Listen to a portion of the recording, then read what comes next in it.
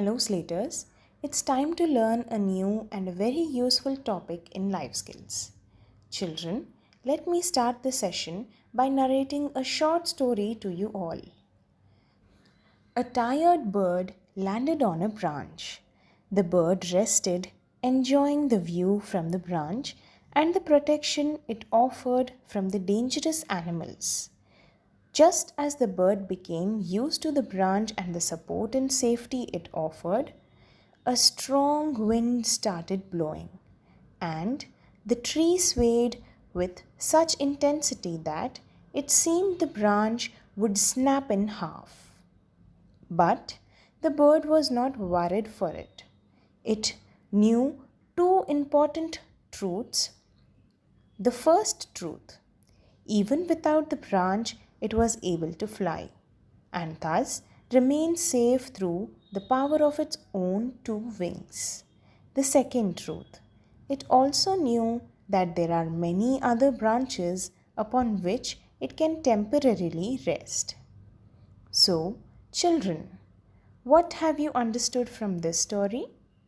Yes, it shows how the bird was very confident about its own ability and never got worried for or tensed of any bad situation. That is called self confidence. Children, let's learn more about it. Self confidence is how much people value themselves and how important they believe they are in their world. Self confidence is believing in yourself and your abilities. Children, self confidence includes feeling proud of what you can do, seeing the good things about yourself, believing in yourself even when you don't do well at first, feeling liked and accepted, accepting yourself even when you make mistakes. Lastly, loving yourself. Now, why self-confidence is important? My dear Slaters, people who feel confident and capable, they value themselves and their abilities. They are proud of the things they can do and want to try their best. When people are confident about who they are more likely to have a growth in all aspects. That means they can motivate themselves to take on a new challenges and cope with and learn from mistakes. They are also more likely to stand up for themselves and ask for help when they need it. Self-confidence helps you. It gives you the courage to try new things or make new friends. With self-confidence, you believe in yourself. You know that good things can happen when you try. It helps you when things don't go your way. It helps you accept your mistakes.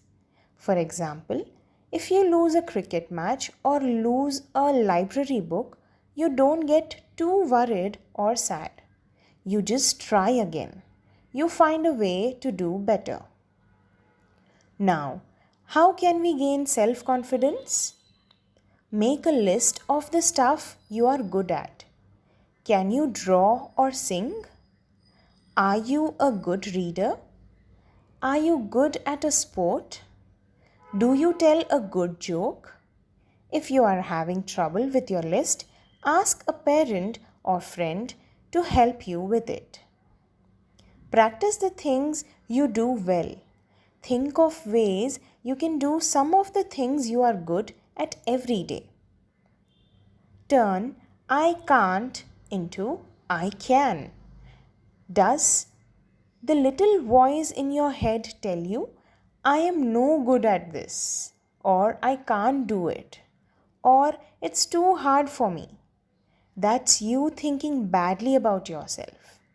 Decide to change your mind. Think, I can give it a try. I can handle this.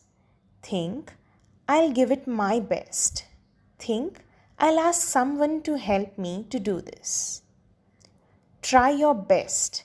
You can feel good about yourself when you give something a good try.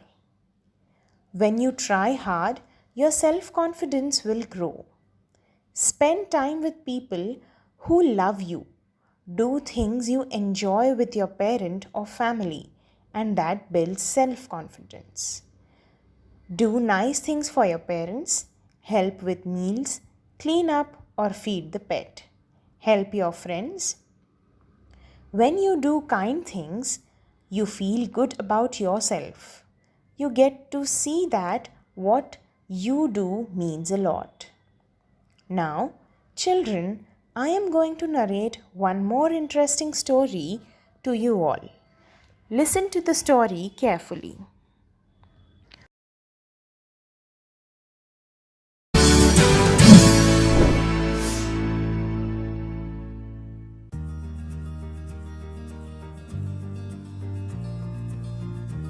What is she saying? You are not taking part in the competition? I don't think I can make it. But you have been practicing for a whole month, dear, and you play so well. I have never heard anyone play guitar as good as you do. You think so? I know so. Let me tell you a story of a boy, Jack, who did what nobody thought he could do. Once there were two boys, Jack and Louis, who lived in a village near Oldenburg. Jack was 6 years old, while Louis was 10. They were very close friends and spent most of their time together. One day, as an adventure, they went a little too far away from the village.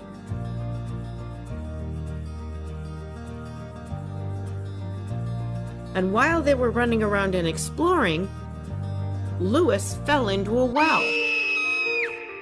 He started screaming because he didn't know how to swim and thought he would drown and die. Jack panicked and looked around for help, but there was no one to help them. Then suddenly he saw a bucket tied to a rope lying nearby. Without wasting any time, Jack threw the bucket into the well and asked Louis to hold it. The moment Louis held the bucket, Jack started pulling up the rope. He kept pulling and pulling until Louis was out of the well. They were happy and cheering each other,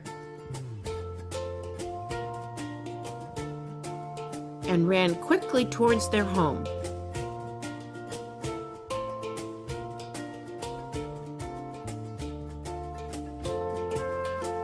When they told their families and the villagers about the event, nobody believed them, because Jack was too young and weak to even lift a bucket full of water.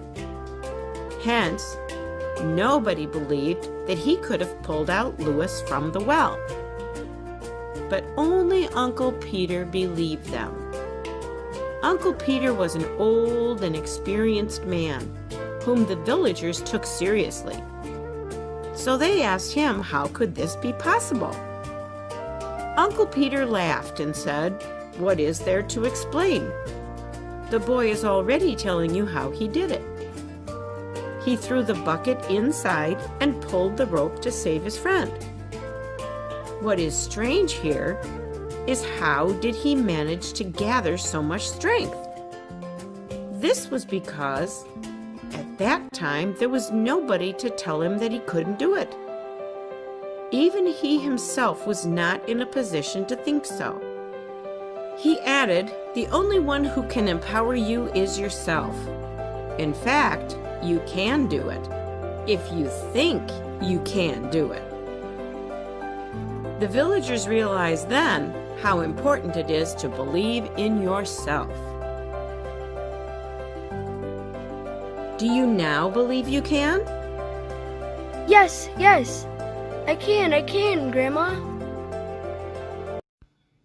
So, children, with this story, we get to learn that one should believe in themselves. Thank you, Slaters.